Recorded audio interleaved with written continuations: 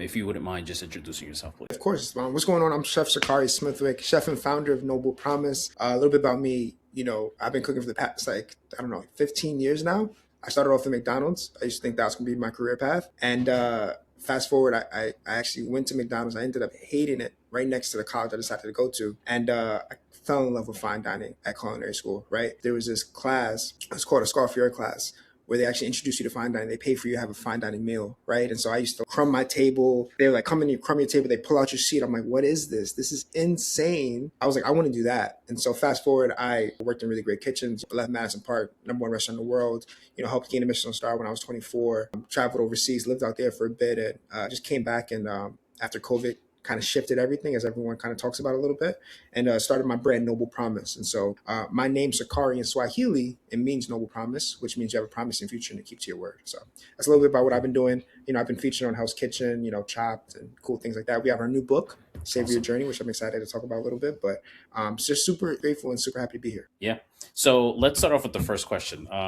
If you could quickly summarize what your childhood For me, my childhood was like a loving home, but structure, right? Both my parents were retired police officers, and then I was with my grandparents a lot of the time. And so they're old school, right? They really are about yes, ma'am, no, sir, hold the door open. And so it was a lot of structure, I would say, for sure. I think that's really, and then just falling in love with food, right? Just always being around food. I was a fat kid, just loved it. But I would say that really kind of sums it up. Awesome. The next question, what do you feel held you back in your journey to get to where you are now? Ooh, held me back. I think what could have held me back in my journey was caring about what other people thought. A lot of times we feel like we think so-and-so is going to say something or so-and-so is thinking. A lot of times they're not even thinking about you. They are so wrapped up in their own stuff that they don't even realize, or it's not even coming from a bad place. But a lot of times we kind of tell ourselves things, right? Like, oh, this is what this person's going to think. And so I think just a lot of that and more internal work helped me. What is the most important lesson about life that you've learned so far? The most important lesson about life, without question, is gratitude. You have to be grateful for what you have. I grew up a majority of my life as an only child, and then my cousin, his mother passed away, and so he came to live with me. And I mean, when he came, things that I would never even think about saying thank you to, right? Like just dinner, right? It was so expected of us, but he really taught me the importance of gratitude. And I think as I went on with my journey, I started to realize the importance of gratitude. And so I think that's number one. You have to be grateful, because once you get grateful for what you got, life gets a lot easier. You get a lot more happy. Things kind of slow down a little bit. So definitely gratitude. What do you think is something about you that needs to change, but you haven't taken action on it yet? Ooh, something about me that needs to change, but I haven't taken action on it yet. I would say, I think just being a better communicator overall, right? I think communication comes in so many different formats, whether it's content, whether it's with your family. And so I think the better I can become at communicating, the better my journey gets. So I think that's something I'm working on for sure.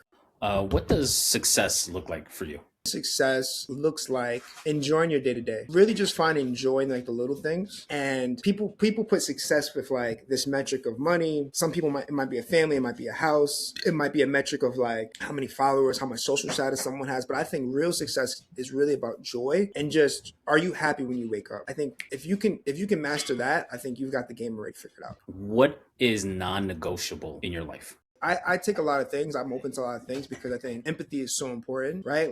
And so if someone comes with energy that's maybe not mixed with mine's well, I always try to have empathy for the other person. So I do take a lot of things, but I think non-negotiable would be just pessimism, just people that are non-optimistic or just rude, just not kind, I think it's really important for people to be kind. Yes, the world is hard. Awesome. Yes, it's hard, but I think what you put out into the world, what you get out, and so I think that's the most important. If you were to be able to speak to your young, what would you tell him?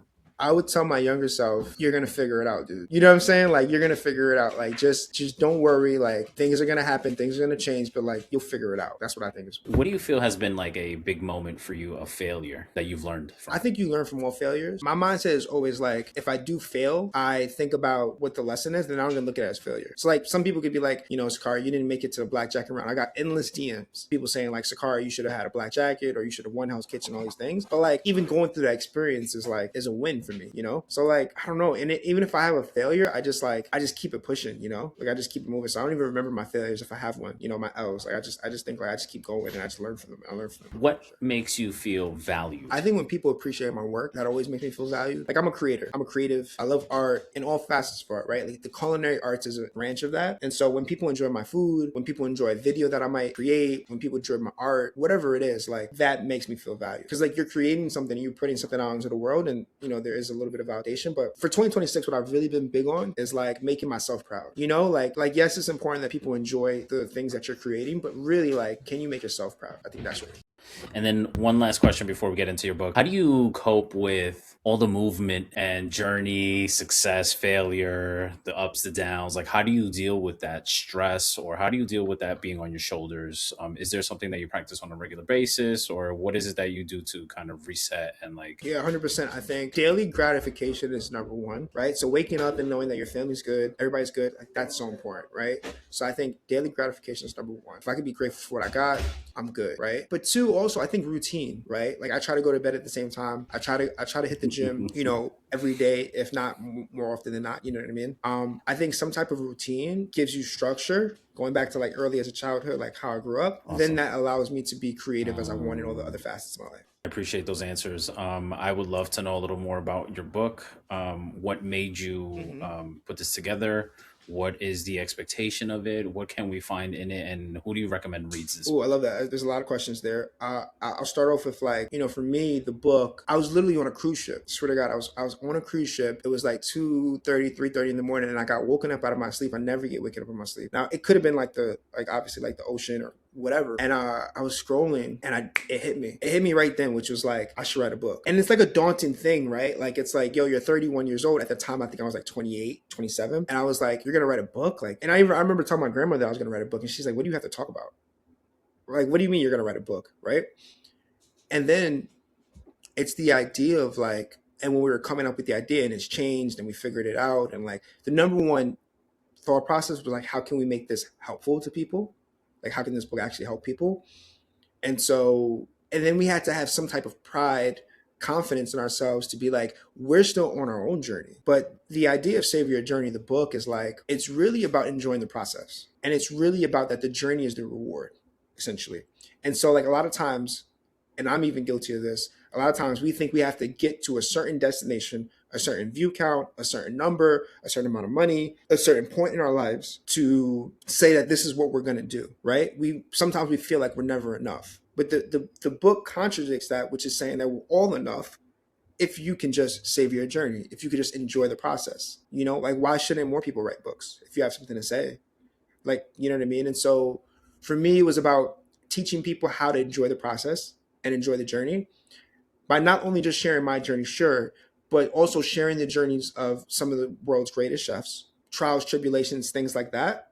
And so for me, that was really important, which is like I want to have the hidden gems in there, and I also want to have ways where we can Mm. just help people, just help people. What's like your favorite meal? Oh, my favorite meal. Yeah, yeah, yeah. My favorite meal 100% has to be curry. I love love love a good curry. For me, like there's so much like depth and flavor, and it's so versatile too. You could do vegetarian curry, you could do a vegan curry, you could do like a beef meat forward curry. There's Japanese, there's Thai, there's Jamaican, there's Trinidadian. There's like like, so you can like literally with this one dish you can taste the entire world, and it's also a one pot. As a chef, we really want one pot. We don't want to have like four different pots with four different components. We want everything, all the leftovers in one pot. It tastes better the next day. Like it's just 100% curry. I, so now that we're at the end of the interview, if you wouldn't mind just leaving us with a positive motivational send off, something that if someone watches this interview, they'd feel like they learned something from you today. Ooh, a positive send off for the audience. You can literally do anything that you put your mind to. Nothing's stopping you, nothing's holding you back but yourself. And if you learn to savor your journey, if you learn to enjoy your process, if you learn to be grateful every single day that you wake up, then you will realize that you've already won. That the prize, the gold, the finish line that you're envisioning has already happened because you were able to wake up this morning. You were able to look around and see what you have and what you value and what you appreciate versus what you don't. And once you realize that, the game's won, and everything else is just an added bonus. Everything else is just a cherry on top. And so if you learn to enjoy your journey, if you learn to enjoy the process and just be happy, then you've won. Amen. Thank you, sir.